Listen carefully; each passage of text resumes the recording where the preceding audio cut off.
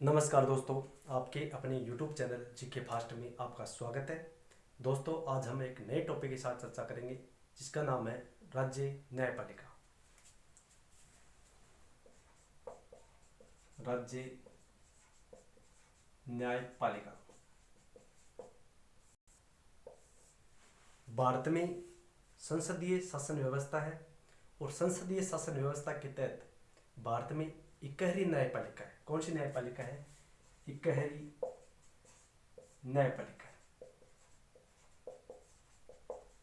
इकहरी न्यायपालिका का मतलब ये होता है कि सबसे नीचे ग्राम न्यायालय होते हैं, ग्राम न्यायालय के ऊपर जिला न्यायालय होते हैं, जिला न्यायालय से ऊपर उच्च न्यायालय होते हैं, उच्च न्यायालय के बाद उच्चतम न्यायालय होते हैं। और उच्चतम न्यायालय का जो निर्णय होता है वो सर्वोपरि होता है, सभी न्यायालयों के लिए मान्य होता है। इसलिए भारत में कौन सी न्यायपालिका है? इकहरी न्यायपालिका है। और भारत में नागरिकता की बात करें तो भारत में इकहरी नागरिकता है। इकहरी न्यायपालिका के तहत देश में उच्चतम न्यायालय कौन है? उच्चतम न्यायालय। और राज्य में उच्च न्यायालय। राज्य में कौन से न्यायालय है? उच्च न्यायालय। और आज हम बात करेंगे राज्य न्यायपालिका की।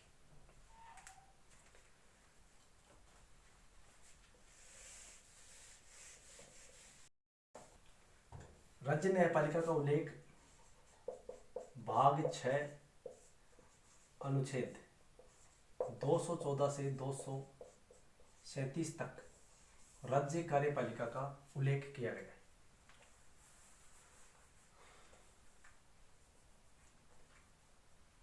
अनुच्छेद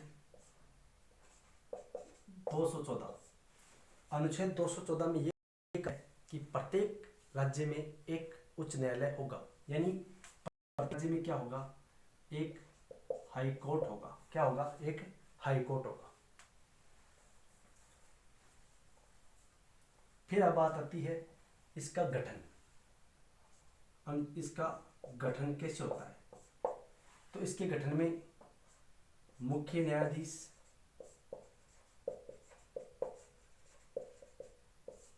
प्लस अन्य न्यायाधीश, ये इसमें क्या होते हैं? शामिल होते हैं। वर्तमान में भारत में कुल 25 हाई कोर्ट है। कितने हाई कोर्ट है? 25 हाई कोर्ट है। अब नवीन 4 कौन कौन से हैं? तो नवीन 4 हैं। मेघालय की राजधानी शिलोंग, फिर मणिपुर, त्रिपुरा और अमरावती। ये 4 नए न्यायालय हैं। तो आपसे पूछे कि 25वां हाई कोर्ट कौन सा है? तो अमरावती 25वां हाई कोर्ट है। 22वां कौन सा है? मेघालय। 23वां मणिपुर, 24वां त्रिपुरा और 25वां अमरावती। तो ये 4 नवीन हाई कोर्ट है। फिर उसके बाद बात आती है, ये गठन हो गया। गठन के बाद बात आती है इनकी योग्यता क्या होती है। उच्च न्यायालय का न्यायाधीश या मुख्य न्यायाधीश बनने के लिए योग्यता क्या होती है? आर्टिकल 217 में इनकी योग्यता का उल्लेख किया गया है।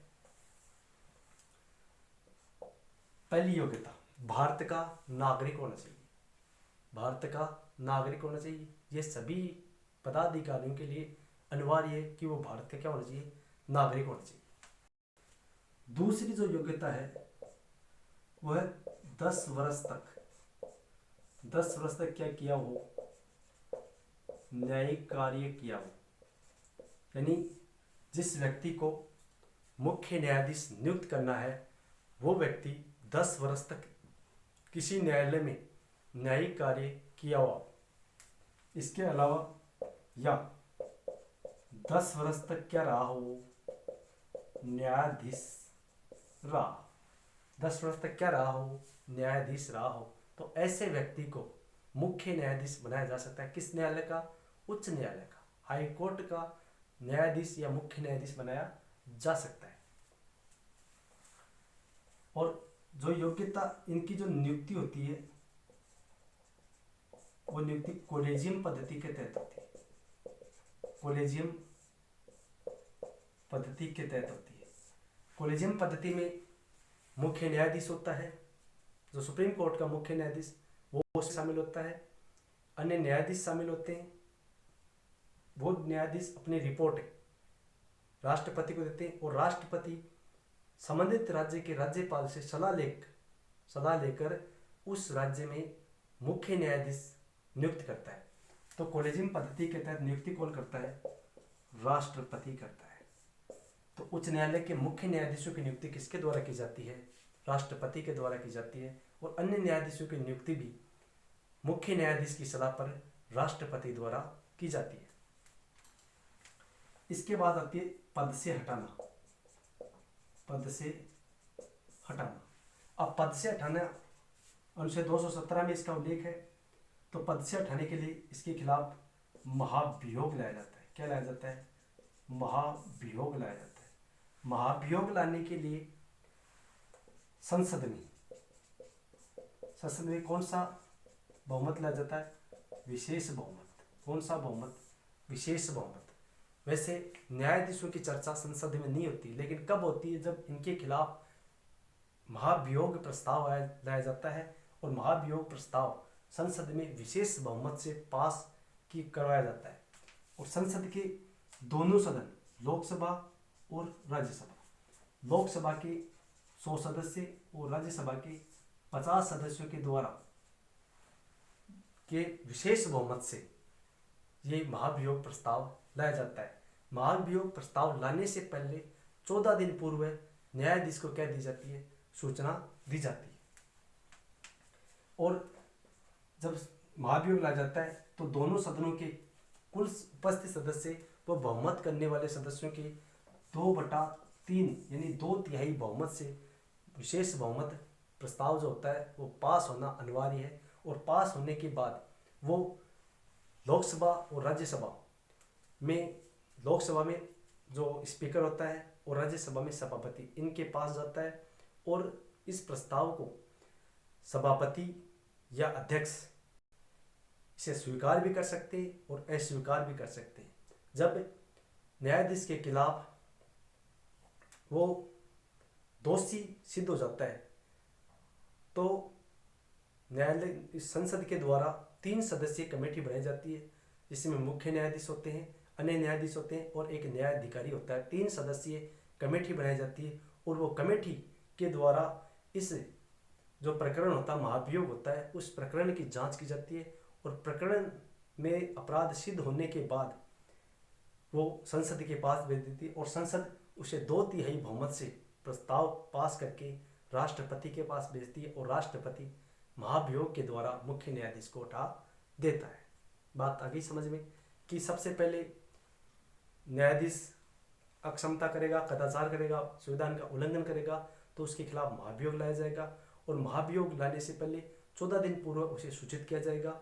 सूचना के बाद संसद के दोनों सदनों में लोकसभा के 100 सदस्य और राज्यसभा के 50 सदस्य के द्वारा विशेष बहुमत लाया जाएगा। और विशेष बहुमत 2/3 बहुमत से पास होकर सदन के अध्यक्षों के पास जाएगा, लोकसभा में स्पीकर के पास और राज्यसभा में सभापति के पास जाएगा। सभापति के पास और अध्यक्ष के पास जाने के बाद वो इस पर निर्णय लेंगे कि उसे स्वीकार करते हैं या नहीं करते हैं। तो ये उनका निर्णय।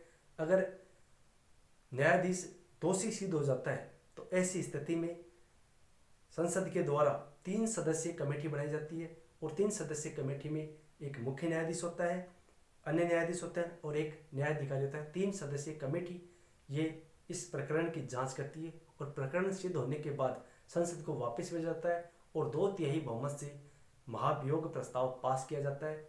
विशेष बहुमत से क्या होता है? ये पास होता है और पास होने के बाद कहाँ जाता है? राष्ट्रपति के पास जाता है और राष्ट्रपति के सिग्नेचर होने के बाद ये प्रस्ताव पास हो जाता है। उसके बाद जो मुख्य न्यायाधीश होता है या न्यायाधीश होता है उसको क्या देना पड़ता है, त्याग पत्र देना पड़ता है।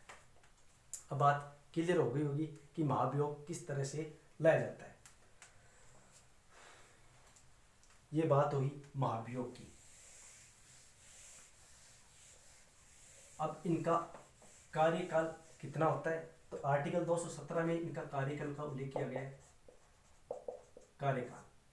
कार्यकाल इनका 62 वर्ष तक होता है, यानी अधिकतम आयु कितनी होती है उच्च न्यायालय के मुख्य न्यायाधीश की, 62 वर्ष, जबकि सुप्रीम कोर्ट के मुख्य न्यायाधीश की जो उच्चतम आयु होती है, अधिकतम आयु होती है, वो 65 वर्ष होती है।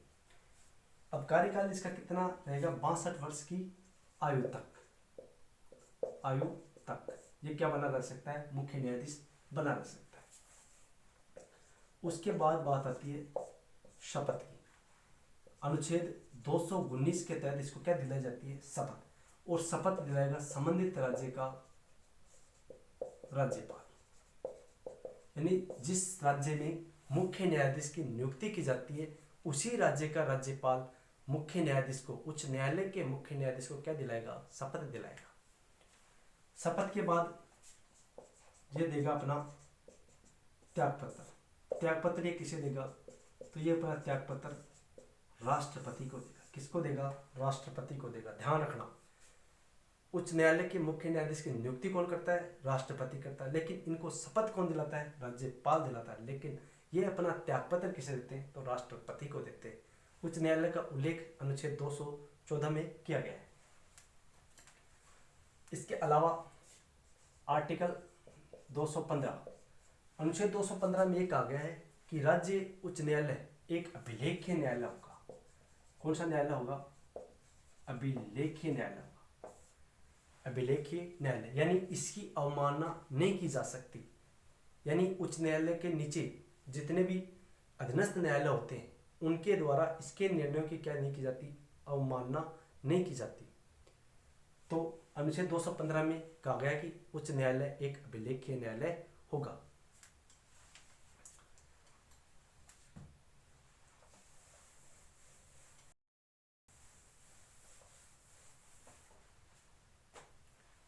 अनुच्छेद 231, दो या दो से अधिक, दो या दो से अधिक, दो या दो से अधिक राज्य का एक उच्च न्यायालय हो सकता है।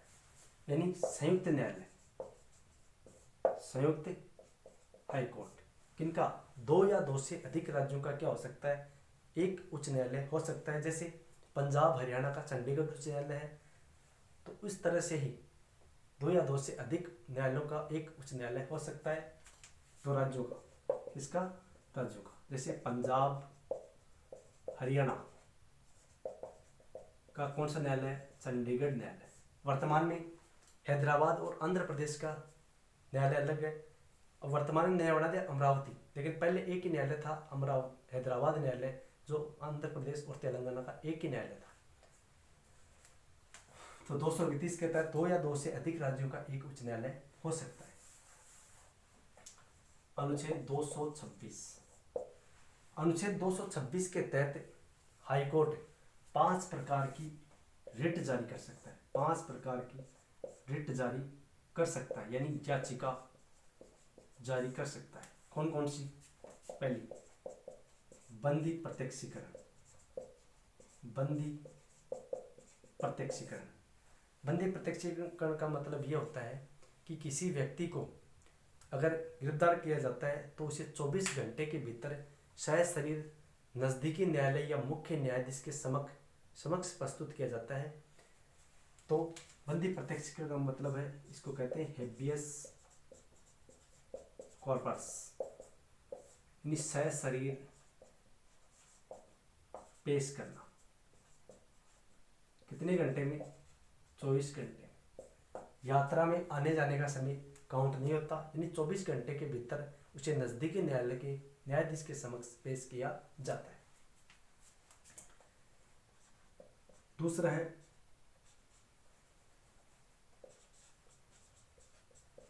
प्रतिषेध। प्रतिषेध का मतलब है मना करना। प्रतिषेध का मतलब है मना करना। तीसरा है उत्प्रेषण उत्प्रेषण लेख, यानी ऊपर मंगाना, ऊपर मंगाना, यानी जब निचली अदालत में कोई फैसले की सुनवाई नहीं हो रही है और उस फैसले से निचली अदालत को रहती है और उस फैसले से याचिकाकर्ता वो संतुष्ट नहीं होता, तो वो अपने वाद को ऊपरी न्यायालय में दे जा सकता है। इसका मतलब ये होता है उत्प्रेषण लेख, वहां से याचिका ऊपर वाले न्यायालय में लगा सकता है। तो उत्प्रेषण लेख का मतलब ऊपर मंगाना। चौथा अधिकार, अधिकार परीक्षा, यानी किस अधिकार से, किस अधिकार से। यह सार्वजनिक जो व्यक्ति होता है, पदाधिकारी होता है, उसके खिलाफ जारी की जाती है। जो बंदी प्रत्यक्षीकरण है, यह सरकार और अधिकारी के खिलाफ जारी की जा सकती है। अधिकार परीक्षा मतलब किस अधिकार से, यानी आप किस अधिकार से ये कार्य कर सकते हो। जैसे एक प्रिंसिपल होता है, स्कूल में क्या होता है, प्रिंसिपल होता है, और प्रिंसिपल की अनुपस्थिति में बाबू के द्वारा अगर कोई काम प्रिंसिपल का कर दिया जाता है, उसके बाद ऑडिट होती है, तो उस बाबू को ये पूछा जाता है कि आपने ये कार्य किया तो किस अधिकार से आपने ये कार्य किया। तो इसका मतलब ये हुआ कि अधिकार परीक्षा मतलब किस अधिकार से। पांचवा है परमादेश। परमादेश का मतलब हम आदेश देते हैं। अब राज्य में जो हाईकोर्ट होता है उसके आदेश सर्वमान्य होते हैं, उसकी अवमानना नहीं की जाती। ये नीच अदालतों क्या देते हैं, आदेश देते हैं। तो ये हुआ इस प्रकार की क्या होगी, ये रिट होगी। अनुच्छेद 226 के तहत हाईकोर्ट 5 प्रकार के रिट जारी करता है। 231 के तहत 2 या 2 से अधिक राज्य में एक उच्च न्यायालय हो सकता है। अब भारत में 6 संयुक्त न्यायालय। क्वेश्चन आ जाए कि भारत में कितने संयुक्त न्यायालय हैं, तो भारत में 6 संयुक्त न्यायालय। पहले 7 थे, जम्मू कश्मीर को हटा दिया। जम्मू और कश्मीर का अलग से अलग अलग न्यायालय है, अलग अलग न्यायालय। तो अब वर्तमान में कितने संयुक्त न्यायालय हैं, संयुक्त न्यायालय। भारत का सबसे बड़ा उच्च न्यायालय, भारत का सबसे बड़ा उच्च न्यायालय किस आधार पर, न्यायाधीशों की संख्या के आधार पर। तो सबसे बड़ा उच्च न्यायालय इलाहाबाद उच्च न्यायालय, इलाहाबाद उच्च न्यायालय। इलाहाबाद उच्च न्यायालय जिसमें 159+1 यानी 160 न्यायाधीश हैं। इलाहाबाद उच्च न्यायालय भारत का सबसे बड़ा उच्च न्यायालय है। इसके अलावा हम देखें तो भारत में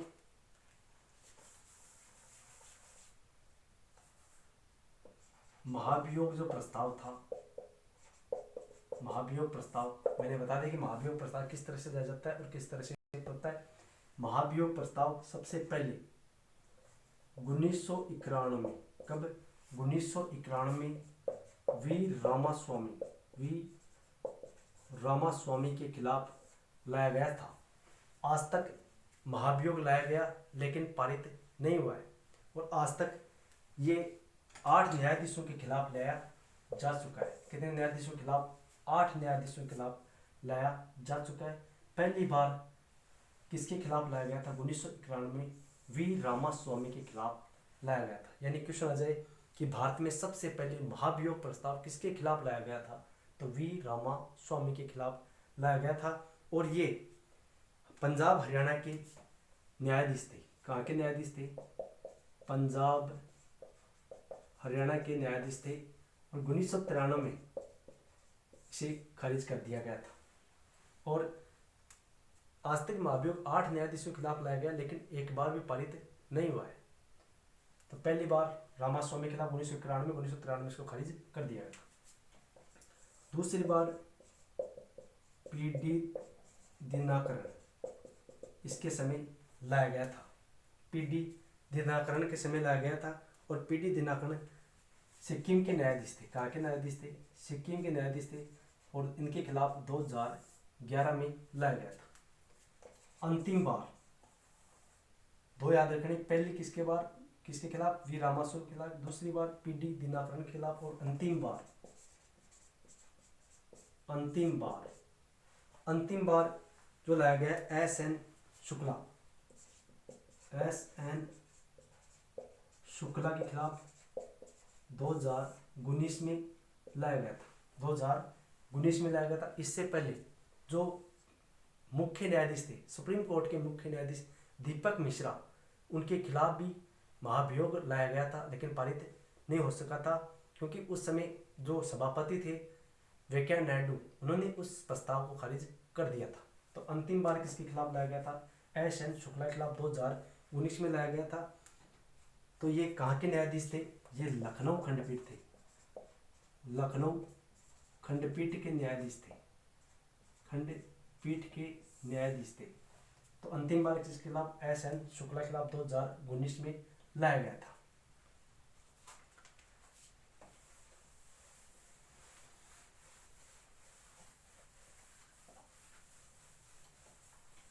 इसके अलावा हम देखें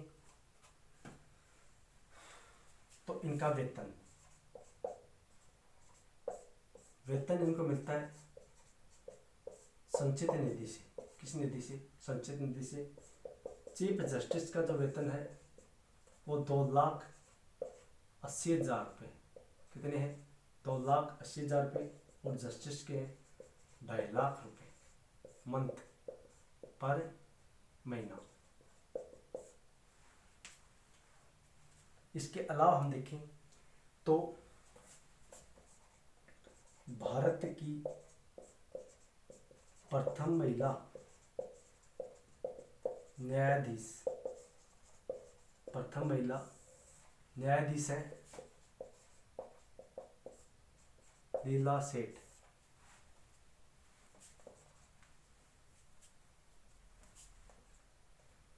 और भारत की प्रथम महिला मुख्य न्यायाधीश है अन्ना चांडी। ये भारत की प्रथम महिला मुख्य न्यायाधीश है। और सुप्रीम कोर्ट की प्रथम महिला न्यायाधीश है मीरा फतिमा बीबी। इसके अलावा हम देखें तो अनुच्छेद 233 के तहत राज्यपाल जिला न्यायाधीशों की नियुक्ति करता है। जिला न्यायाधीशों की नियुक्ति करता है। जिला न्यायाधीशों की नियुक्ति कौन करता है? राज्यपाल करता है। किस अनुच्छेद के तहत? 233 के तहत करता है।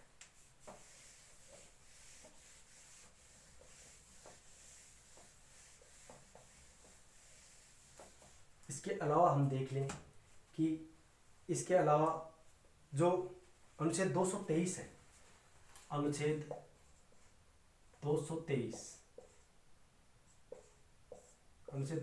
के तहत कार्यवाहक जो न्यायाधीश है, कार्यवाहक न्यायाधीश की नियुक्ति की जाती है। अनुच्छेद 223 के तहत कार्यवाहक न्यायाधीश की नियुक्ति की जाती है। जब न्यायाधीश का पद खाली हो तो उसकी जगह कार्यवाहक न्यायाधीश की नियुक्ति की जाती है। किसके द्वारा की जाती है? राष्ट्रपति के द्वारा की जाती है। इसके अलावा जो 1861 का अधिनियम था, 1861 का अधिनियम के तहत 1862 में 3 न्यायालयों की स्थापना हुई थी। बॉम्बे, मद्रास और कलकत्ता। 1862 में हुई थी। और भारत में सबसे पहले जो न्यायालय बना था वो 3 न्यायालय बने थे, बॉम्बे, मद्रास और कलकत्ता। क्या बने थे? 1862 में बने थे। किस अधिनियम के तहत? 1861 के अधिनियम के तहत बने थे। आई होप दोस्तों आपको वीडियो अच्छा लगा होगा। तो मिलते हैं अगले वीडियो में। तब तक के लिए जय हिंद, जय भारत।